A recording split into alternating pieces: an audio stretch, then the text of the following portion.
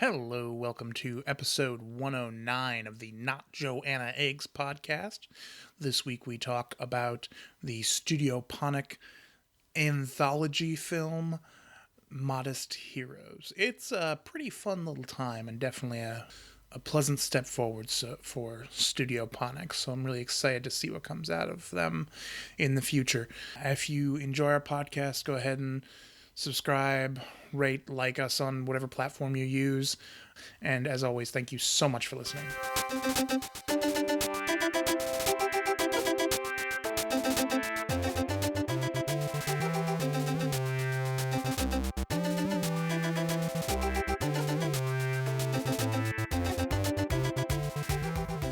Hello, everyone. Welcome to the Not Joanna Eggs podcast. I'm Robin.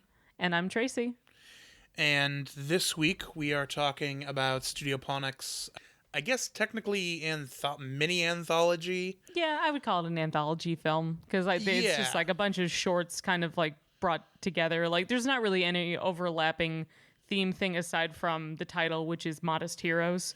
So I think there's supposed to be some like very loose thematic association, but that's about it. That's the only thing tying them together, and it's very loose thematically speaking. Yeah, I mean, but I guess it's like the surprising thing is just the fact that this is some kind of anthology film that was even put out, because that's not really a thing that a lot of Japanese studios do. I mean, like we're used to seeing like miniseries or like kind of like groups of shorts. Like that used to be a lot more common, and I think it was like the like the late 90s, early 2000s, and a lot of those just ended up being like either TV pilots for shows that weren't picked up, or they were shows that ended up becoming stuff like The Fairly Odd Parents, or I think like My Life as a Teenage Robot was one of them. I forget, but yeah, I forgot about all those fun little shows that were just like anthologies. I think there was one that was called Oh Yeah Cartoons, which had quite a few of those. Yeah, that was a good one. Yes, there was. Yeah, but this specifically is coming out of Studio Ponoc, which was. If you've heard our previous review of Mary and the Witch's Flower, initially we were a little bit wary about that film just because it hadn't quite felt like they had got their footing as their own studio, and that they were still kind of leaning a little bit too heavily on Studio Ghibli. But I think that this anthology film is a nice natural progression because it's showcasing like similar kinds of storytelling. So it's like you've got one that's honestly kind of silent, one that has a little bit more narrative focus, but like they're all short films. I think they're all under 20 minutes each, roughly. Yeah, I think just about. So we'll go through them in order. So the first short is called Kanini and Kanino, which is probably like more in like a kind of Ghibli sort of like fanciful, mystical kind of thing. Yeah, so that was actually... So Kanini and Kanino is definitely the most sort of like standard Ghibli, but I think that we can talk about this a little more later, but I think that was the interesting thing about this whole anthology is I felt like each one was sort of progressively a little further away from sort of old Ghibli movies. Like I felt like they were successively more experimental. Yeah, which I mean, I guess it makes sense considering that all three of them did have different directors too.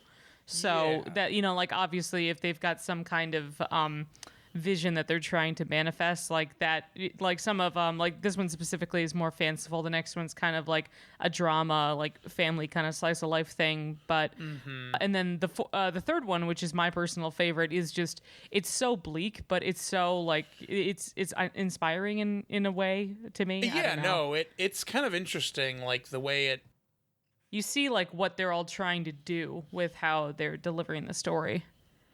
Yeah, I agree. I think the third was really, really good. But, so, Kanini and Kanino is the first one, and it's basically this short of these, like, super tiny... I guess they're technically supposed to be, like, crab people or something, but... I get, but not South Park crab people. Like, they happen to coexist with crabs. Like, it's weird. Because they don't look like crabs. They just look like, tiny Ghibli kids, but... Yeah, and they just have these weird, awesome, like... grabby crab hand sticks, which I thought were super cool. They remind me of like if you've ever been to an aquarium where they have those weird little grabber hand things, like the ones that are in the shapes of like dinosaur heads, or sometimes they're like lobster claws. It kind of reminded me of that, but they were clearly just like the claws of a younger crab or something like that. But they're using them as tools. So Yeah, and I thought those were super cool. and honestly, a great cosplay idea for young kids, by the way. You got like a brother and sister thing, and they'd just be like, we want to go together. Like, have them do that. Oh, yeah. Be great for Anime Midwest one day when, cons exist again. Yeah, whatever that happens. I don't know. Yeah. Looking forward to 2022. Yeah, 2022, 2023. Who knows? So the two siblings, they live with their mother and father, but the father is basically, I think he's kind of like teaching them how to hunt a little bit at the beginning of it. And the mother, who is apparently a brick house and is constantly pregnant, that was the one thing I thought was a little bit weird. So she drifts up to the top of whatever stream I believe that they live in. It's a stream or a creek or something like that. She drifts off, so they're just doing stuff with their dad together. Yeah, so she drifts off because that's, I guess, how... She's breaching so she can have birth. I don't know. Yeah, that's apparently the idea, which also, when she comes back, there's, half a dozen of these babies. Yeah, holy shit. I was like, what? She had at least, 5-6 kids on her, and I was just be like, okay. I guess they have litters. I don't know. Yeah, that makes sense. Smaller. I mean, this is, at least with mammals, kind of tracks of the smaller they are, the more they produce at once. I guess, but they're very humanoid, so that's the thing that's so striking about it. Yeah, it's very odd. Yeah, but, we'll let it go. Magical realism, it's fine. The thing that I thought was interesting is that, similar to, I'm not sure if you've seen The Secret World of Arrietty, but that I like that one a lot, actually. It was a lot better than I guess I was expecting it to be, just because I had seen the 1990s Borrowers movie, and I was just be like, oh, well, I don't really know what they're going to do with it. But no, it was pretty satisfying. Yeah, I think I need to watch that one again. Yeah, I think it's on HBO Max if you want to check it out. But I do appreciate that they have a pretty good sense of scale with what they're doing with everything, especially how they've got all these much smaller little animals that are following the kids around when they're navigating throughout the creek. Because apparently they're amphibious, so they can breathe underwater and they can breathe above water too. So. Mm-hmm. So that was one thing. There were a couple things there that I thought were interesting. In particular, the thing I really enjoyed about this whole short was that because the scale is so small, you got to see something kind of buck wild if you think about it, a random fish, just some random stream bass or something. I think it's a cherry salmon, actually, because I was like, oh, that looks a lot like the fish that I've got in my aquarium in Animal Crossing. I checked it out, and it looked like that's what it was, because some fish like that, they do have little teeth. When you're say if you're fishing for one and you're like, oh god, I didn't know it had little teeth in there. But yeah, that's got to be horrifying to see, because they assume that their dad's been eaten by it. Yeah, that was so cool. I really enjoyed that. And then what was it? It was like a pelican or something. Oh, I think it was like a heron or an egret, some kind of stream bird. Yeah. Yeah, came and ate that, which was also again, just scale of it is so interesting. Absolutely. And also because that's kind of the pivotal action scene within that specific short, because and that's the thing, is that most of this particular one is delivered silently, or I kind of said it was kind of like Pokemon rules, because the kids and the parents, they kind of only say their own names, which I thought was a little bit odd, but I don't know, maybe they don't really have much of a use for much language, so a lot of it's either pantomime or done silently, or them trying to gesture to each other. Yeah, there's kind of some weird little noises they make, but that's about it. Yeah, it's grunting stuff. It doesn't seem like language is a big, impetus that they have, again, which I guess is fine. I think is always an interesting experiment. So I think they ultimately do a pretty good job with it. Yeah, I mean, I just think that you tend to have a kind of more shallow connection to the characters, just because we can't really form those kinds of understandings with them, where you could take something like Wall-E, where you just kind of see how he interacts with his environment, how he treats other beings surrounding him, and resourcefulness and stuff like that. You don't really get that kind of time to spend with them, so it's we're still watching what's going on to them, but I didn't really feel a whole lot of emotional stakes. But I don't know. I think it also just kind of depends on the pacing and how much you're trying to get into it within that kind of time. So, which is like, it's not necessarily a bad thing, but I think that that's kind of what made it feel like it was the weakest out of the three. Yeah, I can see that. It definitely is something that kind of, I think, need a little more meat somewhere in it to really sort of fill out. Whereas the other two, it felt much more,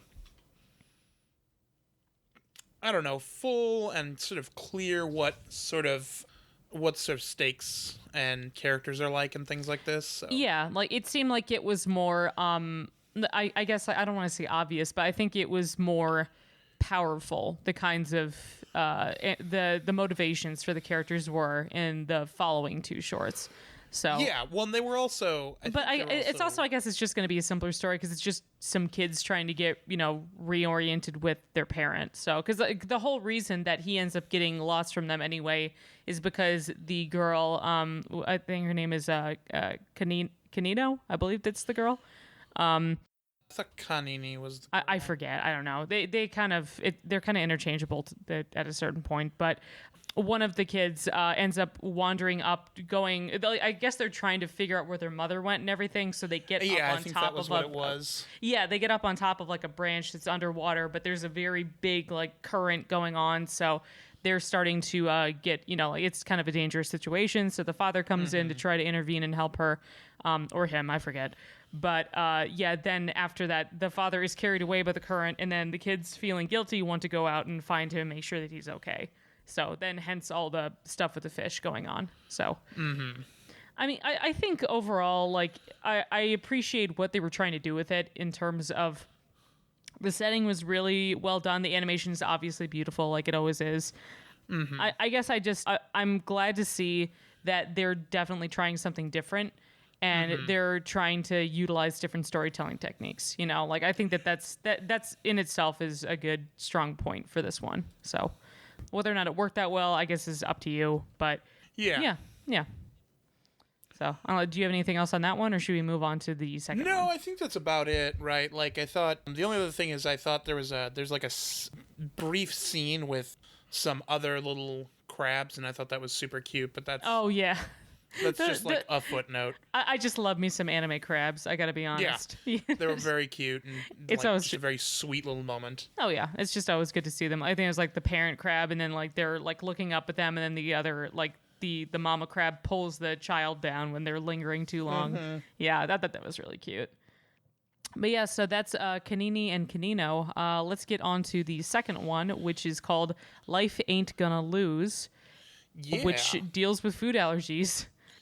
Yeah, in a big way. Yeah, God. I mean, like this. Admittedly, like I personally don't have a whole ton of food allergy things, but I know that this is a big constant for a lot of people. Like especially now, where it's kind of important that you have to list certain ingredients and stuff on things because, there's some people that really can get like terrible allergic reactions to stuff like this. Oh yeah, and especially because we're getting to see the mother of this boy named Shun, who has a like deadly allergy to eggs, like an EpiPen will do some stuff, but like he's been hospitalized multiple times, and this is from the instant like when he was a baby and she had seen it for the first time. Like we're talking like getting hives, like he basically starts passing out, and like his parents become hyper vigilant to make sure that he is not exposed to that kind of stuff. So yeah. I mean, like I think I like this one just because the mom she reacts in a very reasonable way, but at the same time, the kid, he's also like 6, so then he already feels like he's been kind of othered, or like he has to avoid everyone. He can only have special meals, like he can't have cake whenever they're doing like a birthday in the classroom, stuff like that.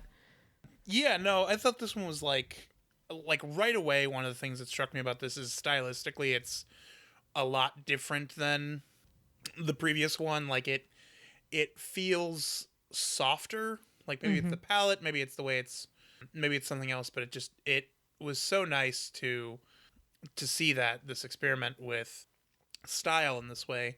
Yeah, I mean, I guess that would be something good to note too, is that like all three of these shorts, in addition to having a different director, they all have kind of a different artistic style to it, which is very striking because like the first one's very standard Ghibli. This is kind of more of like a painterly, almost like storybook kind of thing to it. Yeah. Like the lines are not as like harsh. The color palette's kind of like almost pastel. And then the last one is super dark and depressing. But like, or it just has like a very cold color palette. So I think that is kind of like a testament to like them like they have different aims for it, because this particular story about Shun is like based around like a kid, so it's going to be a little bit more inviting and everything, and he gets to see stuff like his mom does a dance class across the street from wherever she's a dance instructor across the street from, I believe it's his like a kindergarten or school, whatever it is, maybe elementary school. Yeah I think so. Yeah, and it's like I mean, like it's pretty brutal. Like when you're seeing him like get his allergic reaction, like it, because like one of the inciting incident at the end, like pretty much at like the climax of this particular story is that Shun comes back from playing baseball. I think he sees a dead pigeon. I don't know if there's any particular kind of symbolism for that. No, I just think that was sort of I also think that there's like it's meant to be ominous or something. Yeah, I think there's meant to be something going on there that maybe just doesn't get across because it's so truncated. It could be. I mean, that or it might be a regional kind of thing too. Like how we've got certain things here, like if birds fly in the house, it preludes death or something, or it's like a bad omen. Sure. That might be. It might be a regional specific kind of thing there. Yeah, that could be. Yeah, but like, so the whole thing is that he comes back from playing baseball, and he comes back home and he wants to have some ice cream after baseball and like, watch TV or something. And there's one little note that I really like is that like while Shun is like he's changing out of his clothes and everything and like washing his hands, you can see the spoon that he's put into this little ice cream cup start to tilt as the ice cream starts to thaw, which I thought was very. Oh yeah, that's. Really it was a cool. nice little touch. Yeah, it was cool. But lo and behold, the ice cream that he starts eating happens to have eggs in it, which I guess is not that common. I think that's more of a gelato thing. But either way, like he starts having a reaction. He calls his mom on the phone, and she's trying to coach him to use the EpiPen, but eventually he's just like trying to power through and go down the stairs and talk to the people at I think it's like a convenience store or something right next. to them. Or like the people who live downstairs, because it seems like they live on the upper level. Yeah, because I'm sure that they've been told by the mom, like, hey, so he has these allergic reactions every now and then. If we happen to be out, could you try to help take care of him? Yeah. Yeah, so like if there's something drastic. That scene was so fucking brutal. It was intense because like you're seeing like all these like the boils and stuff on his skin is so visceral. Like yeah. Well, and again, the way that it, I think storybook and like almost like watercolor is a good way to describe it, because it's so fluid and quick and like just it really like visually does a good job of hitting home this moment of like terror and frustration, everything this kid is experiencing. So yeah, I really, again, just was really impressed by not only their decision to experiment here, but the results of it in this particular instance. Mm-hmm. And as a result, eventually, once Shun does recover, because like I would say that the ending is a little bit abrupt, like after that kind of like peak in intensity. But I mean, I guess it's like they only had so much time to do it, and they did use the credits to have kind of an epilogue thing, because he ends up fighting against his fear of eggs, basically. So he starts conquering it, and he draws like a little, like he takes one of the chicken eggs that like when he goes to a petting zoo or something, and draws like a cartoon version of himself on there with an EpiPen. And it's very cute. Yeah. Well, and one thing I'm curious, I'm surprised it didn't come up again, and maybe it sort of loops back, but one thing that was sort of interesting is the beginning of it, they seem to be in like a hospital trying to either, looking back, it may have been like a drug trial or something. I think what it was is that with egg allergies. Yeah, I think it was that, or I believe what it was is that like they were giving them pancakes so that they could help isolate like what other specific kids had the same allergy or something similar, because like there's some kids that have like strong dairy or gluten or stuff like that. So like pancakes happen to be like the control food that they were giving all of them. And I think it was like trying to, the impression I got from it was that it was a slightly younger version of Shun, that they were having him take that with all the other kids, like maybe some other kids that were in his class or something. Yeah. something like that. And then like just getting a gauge to see how they reacted to certain stuff. Because like there were some kids that were just like, doubling over in complete, like just, pain gripping their stomachs. And then like just probably seeing like what amounts it takes to trigger a reaction in them. Yeah. To probably to adjust medication, I'm guessing. Yeah. And it didn't. Yeah. I just wanted to see what that was about, sort of, but they never really come back to it. So yeah, I just got the impression it was just there to kind of establish the relationship between the two of them, but it was a little I don't know. I guess I guess it was kind of literal. It's like we probably would have been able to figure it out without them doing a hospital test thing or something, but I don't know. Yeah, I don't think they needed that because there's plenty of other, at least not if that's the purpose is to establish that. Mm-hmm. It's like they establish it again in like much more clearly like 5 minutes after. Yeah, I mean, I think that if I personally was to change things around, I would have just cut that opening part with them like doing the trial thing, started off with the mom first encountering some kind of issue. Like you don't have to like start off with like like there being an instant reaction thing to it, but like kind of lead into it, because I think that if we had seen her initial reaction to it and then learning where she was coming from, as opposed to just feeling like, oh, I guess they're just throwing us into this, and then maybe extending the ending out a little bit more, I think it would have had a better like amount of power behind it. Yeah, like a better oomph, like something that really would have kind of stuck with you a little bit more. So that one was good. Yeah, so let's talk about the third one. Yeah, the third one, which I believe is both of our favorites, is called Invisible.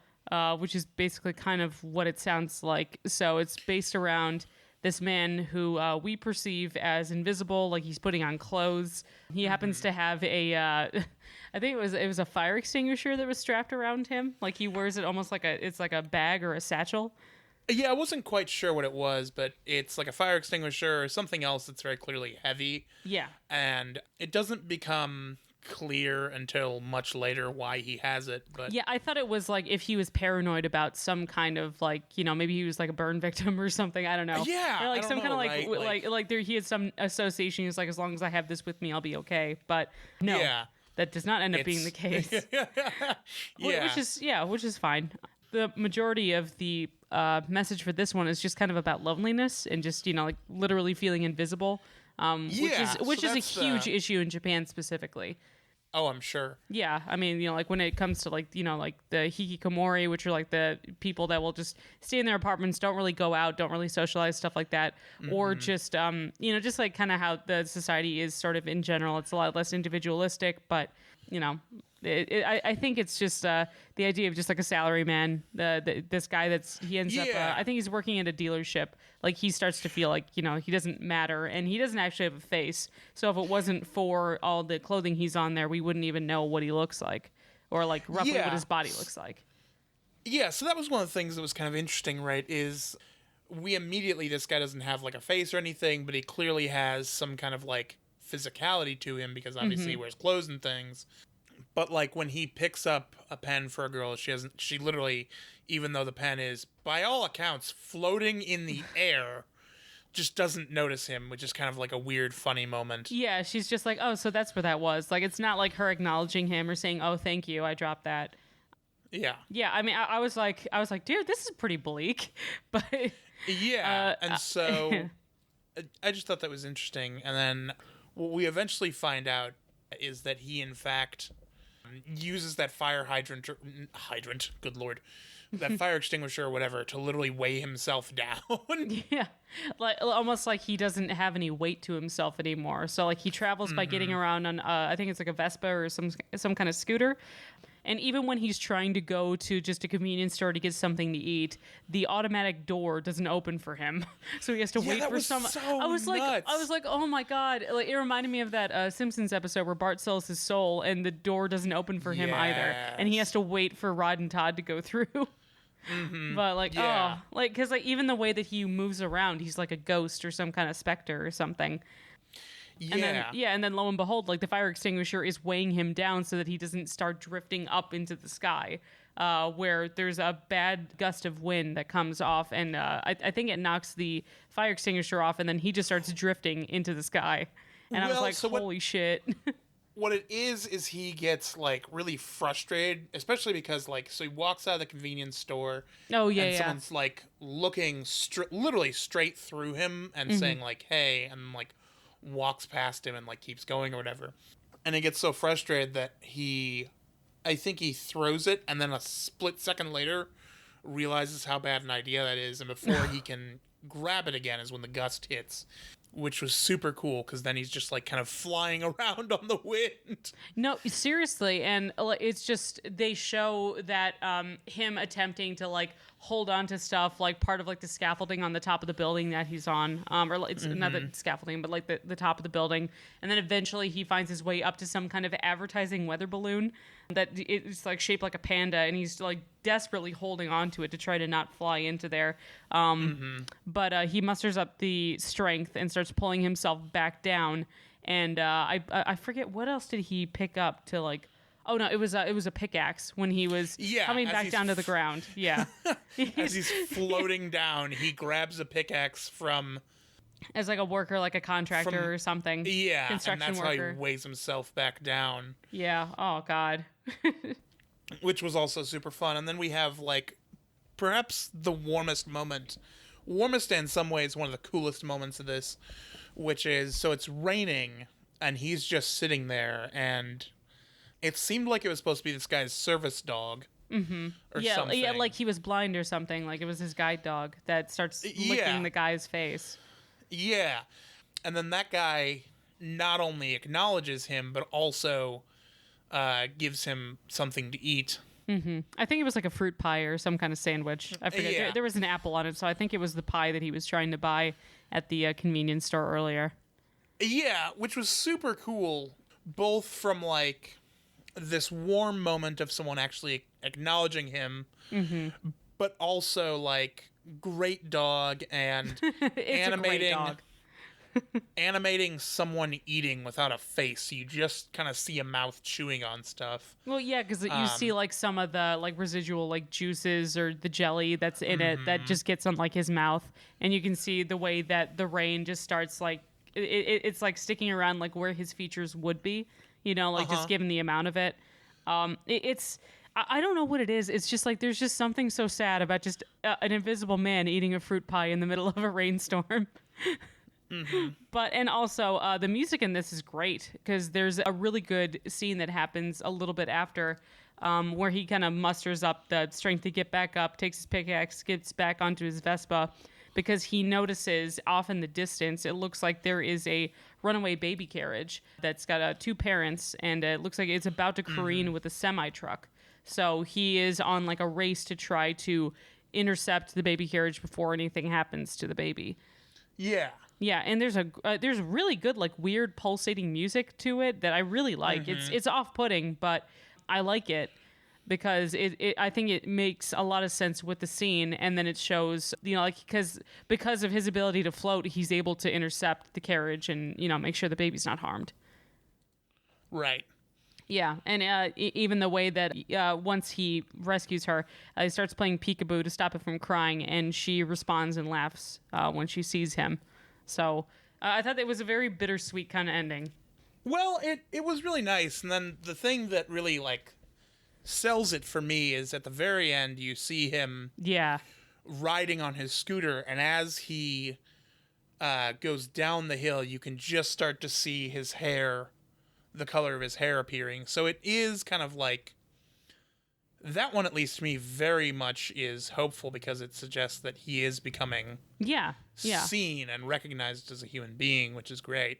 Yeah, like he starts recognizing himself again. Like, yeah, it like honestly, it's really like this one I really liked a lot. And the thing is that I was trying to figure out what the message thing overall was going to be. Like, I think that if any other studio had done this particular short, it would have been like some kind of like suicide awareness thing, because you kind of get the impression that it's got a very like sort of bleak, like nobody absolutely recognizes me, nobody cares. Like I may as well just kill myself. And it's like I don't think that that's what they were going for.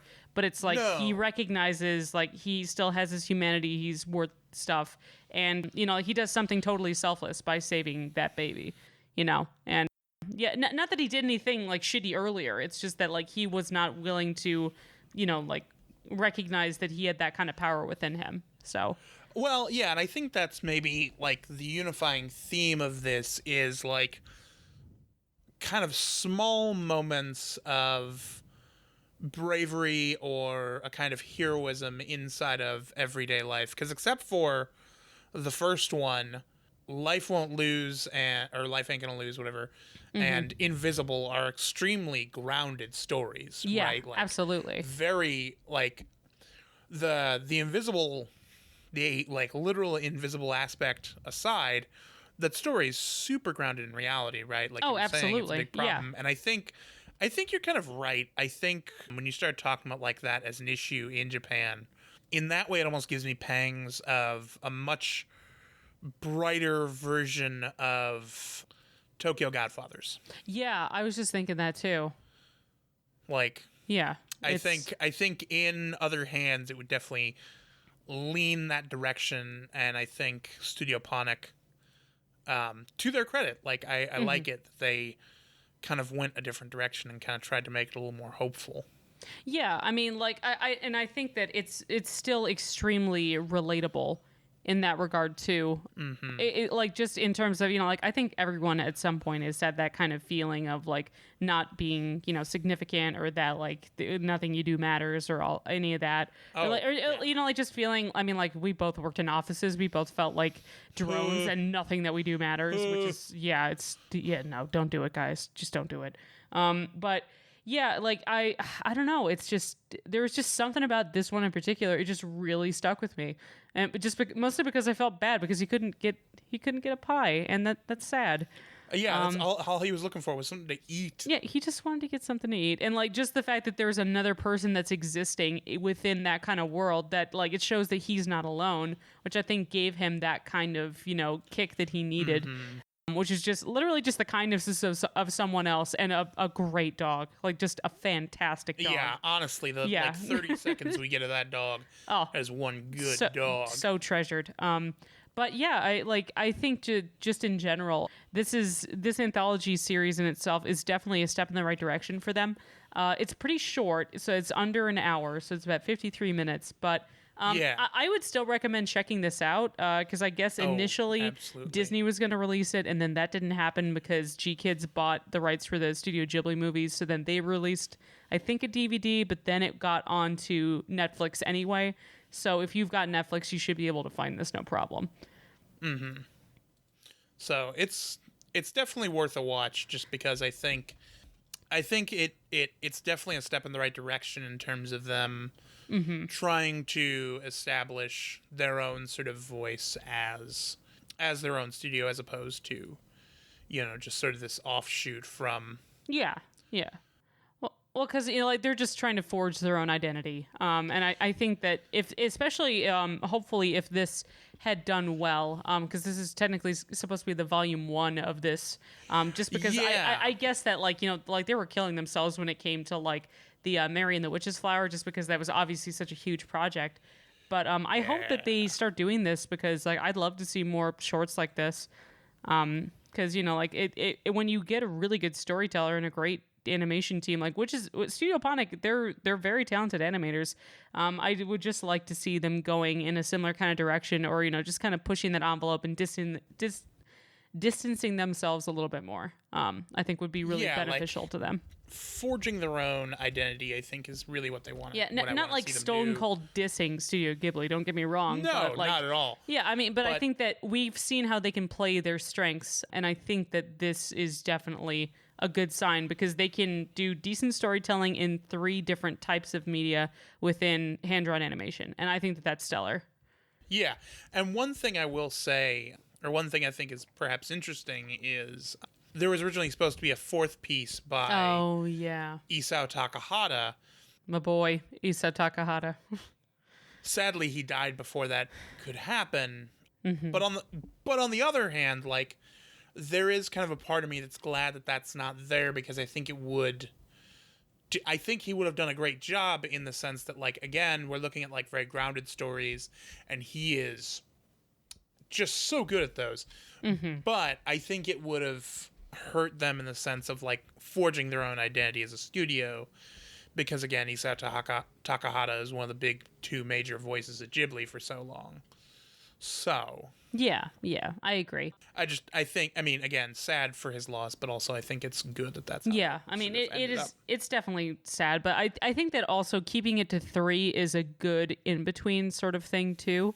Yeah. Just because like you get they're basically different kinds of genres anyway, so or like the actual subjects are so different that I really do think that it's like, I mean, it's a great sign, like I'm excited to see what else they make, Yeah, absolutely. Yeah. Like, I definitely have more hope for it now. Oh yeah, absolutely. Because I did not hate Mary and the Witch's Flower, but I think that it was just important for them to do something that was more their own thing, and I think that this is what that was. So yeah, I agree. Yeah. So I think it was. I mean, there's a whole ton of other things that they can do from here. So yeah, and so I'm now much more excited to see what they start doing, because I think this is a step in the right direction. For sure. Yeah, I mean, we'll see what else they've got in the pipeline whenever that is.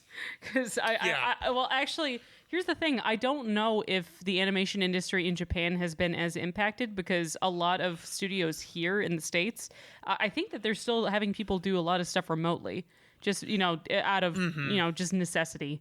So. Yeah, well, and it seems like that's not an impossible task. Yeah, agreed. As long as studios are okay with actually paying them decent wages, which they deserve. Well, always, but always that's the case. Yeah, standard. So I don't have any other real final notes. Anything else on your end, or should we do our handles? No, I think that's about it for me. Okay, cool. Sounds good. All right, Robin, where can they find you? As always, you can find me on Twitter at lobster_writer, and you can find me on Instagram at lobsterwriter, where I mostly post my sewing projects. You have a lot of cross-stitch stuff. Robin has made me a kit based around Pikachu, which is super cute. Hopefully it'll be done by the time this one comes out, but who knows? Yeah, I'm very excited to see how that turns out. I'm too. Tracy, where do they find you? Thank you, Robin. They can find me on Instagram and Twitter via @TCTroush. If it's easier for you to find our episodes on YouTube, feel free to just look up Not Joanna Eggs podcast, and you should be able to see our head logo, where all the episodes are uploaded concurrently onto YouTube when they go live onto Libsyn. And I mean, I guess that's most of it. Just hope you guys are hanging in there. We've made it to August, baby. God, this year feels like 5 years, but whatever. I don't know. I want to go back to the gym so bad, but I don't trust anybody. Yeah. I just can't do it. The gym is at the end of my block. I just want to go so bad, but I don't want to die. You're telling me you don't want to enter the Gaines Cube? No, I don't. And I also don't want to enter into the asbestos pit that is the pool over there, which I don't know, which would be great. But I don't know if it's even with the chlorine, I don't know if that's going to be sanitizing stuff. Or, there was also the pee factor, which is how much pee is in the pool, which I also don't want to think about. It's not better. The coronavirus or pee, I don't know if I'd want to do one over the other. I guess pee, but I don't know. Yeah, I think it's a fair ending. I guess I'm less likely to die from pee. Anyway, thanks for listening, everybody. Bye. Bye. Hey, thanks for listening to another episode of Not Joanna Eggs. Our intro music is Don't Hold My Breath by Ben Briggs, and the outro is Wet Dreams by Phonetic Hero. Both were found on ocremix.org. If you enjoyed this podcast, please remember to like and subscribe on whatever platform you use. Not Joanna Eggs, because animation is for everyone. Thanks. Yeah, and they just started rolling out all their Halloween shit too, and I'm just like, yeah, they did. God, Holy bring it on. Shit. I'm fine with it. Yeah, this gives us 2-3 uninterrupted months of Halloween shit. Yeah, I'm into it. Fine with it.